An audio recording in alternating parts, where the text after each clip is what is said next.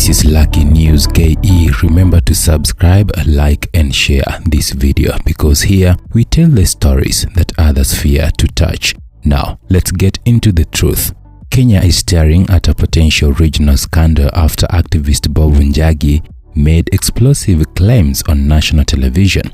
Njagi alleges that Ugandan soldiers were secretly deployed into Kenya during the 2024 Gen Z-led protests, disguised as Kenyan police officers to help suppress the youth uprising, a claim that, if proven, would amount to one of the biggest breaches of national sovereignty in Kenya's modern history.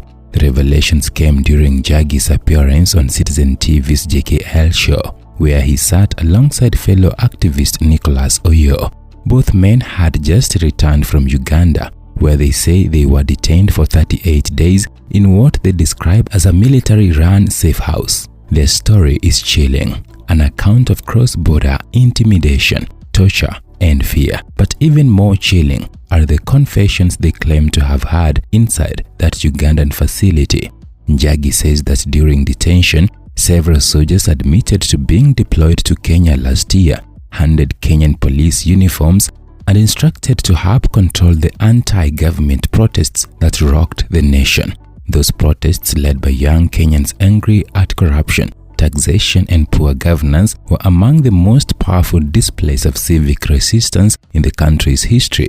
The streets of Nairobi, Mombasa, Kisumu, Nakuru, and Eldoret were filled with young people chanting for change, waving the flag, not for politics, but instead of dialogue, they were met with live bullets, tear gas, and brute force. At the time many Kenyans questioned the strange intensity of police action, there were whispers that some officers didn't even speak local dialects fluently, that their behavior was unusually harsh, their tactics military, not civilian. Now, months later, those suspicions may have found a voice. If Njagi's claims are true, it means that the violence witnessed on Kenyan streets wasn't just a local affair. It may have been part of a wider regional operation to silence youth dissent. It would mean foreign soldiers crossed borders, wore our uniforms, and brutalized our citizens under the banner of maintaining order. That is not just shocking, it's a violation of international law, a betrayal of trust, and a stain on regional cooperation. Let's talk about the timeline. Njagi and Oyo were abducted in Uganda after attending an event associated with opposition leader Bobi Wine. They say they were blindfolded, moved at night, and had without trial. Inside that military facility, they met men in uniform who, according to their testimony, casually spoke about a Kenyan mission, a mission that allegedly involved suppressing what Ugandan intelligence called a digital revolution, threatening regional stability.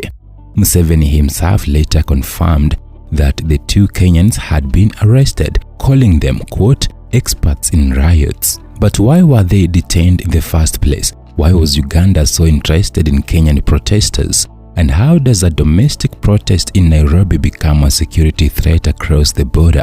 The silence from both governments speaks volumes. Kenya's Ministry of Interior has issued no official statement addressing the allegations. Uganda's military spokesperson has not denied the existence of a safe house. Neither side seems eager to clarify, and that's exactly why this story matters, because this isn't just about two activists, it's about whether Kenyan citizens can protest freely without foreign boots on their soil. It's about whether democracy in East Africa is still driven by people or by regimes quietly helping each other suppress dissent. Rights groups are now demanding answers. Amnesty International Kenya has called for an independent investigation into possible cross-border security collaboration. Human Rights Watch is reportedly reviewing testimonies and preparing an official brief to submit to the African Commission. Meanwhile, civil society networks across the region are warning that Kenya and Uganda may be developing a new model of shared repression, using each other's forces to avoid accountability. Think about it. When foreign soldiers wear your police uniform, accountability disappears. You can't trace command, you can't file a complaint, and justice becomes impossible. And that's exactly how democracy dies, quietly, bureaucratically, under the weight of joint security cooperation. The Gen Z protests of 2024 were not just about taxes or governance. They were about a generation finally refusing to be silent. A generation that used social media, humor, art, and courage to demand respect from power. And for that, they were met with brutality. Brutality that may now have a foreign face. But the story doesn't end there. Njagi and Oyo's testimony is now in the public domain. Lawyers and rights defenders are pushing for parliamentary inquiry to summon both the Minister of Foreign Affairs and the Inspector General of Police.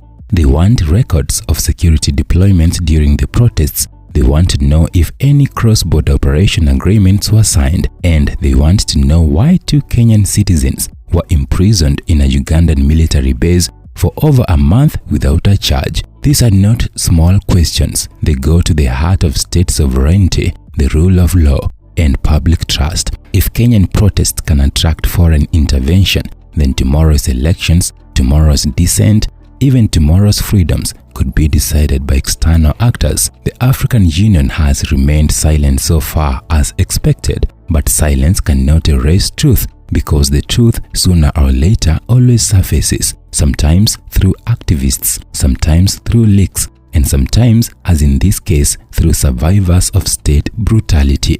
The question is, will Kenya investigate? Will Uganda be held accountable if proven guilty? And most importantly, will East Africa allow political fear to outweigh the voices of its youth? Every general election has a defining moment. For Kenya's Gen Z, that moment came in 2024 when they looked power in the eye and refused to bow. Now, that same generation must demand transparency, not just from Nairobi, but from Kampala too. Because if the borders between police and soldiers, between Kenya and Uganda, can vanish overnight, then so can the borders between democracy and dictatorship. The ball is now in the government's court. Kenyans deserve answers, and this time the truth cannot hide behind uniforms, badges, or diplomatic silence. This has been LuckynewsKE, fearless, factual, and unfiltered. Make sure to subscribe, follow, and stay tuned, because this story is far from over.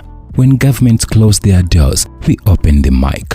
When others stay silent, we speak, because at LuckynewsKE, the truth has no borders. Do not forget to subscribe, like, share, and comment down below. Turn on notifications so that you can always get the stories before anyone does.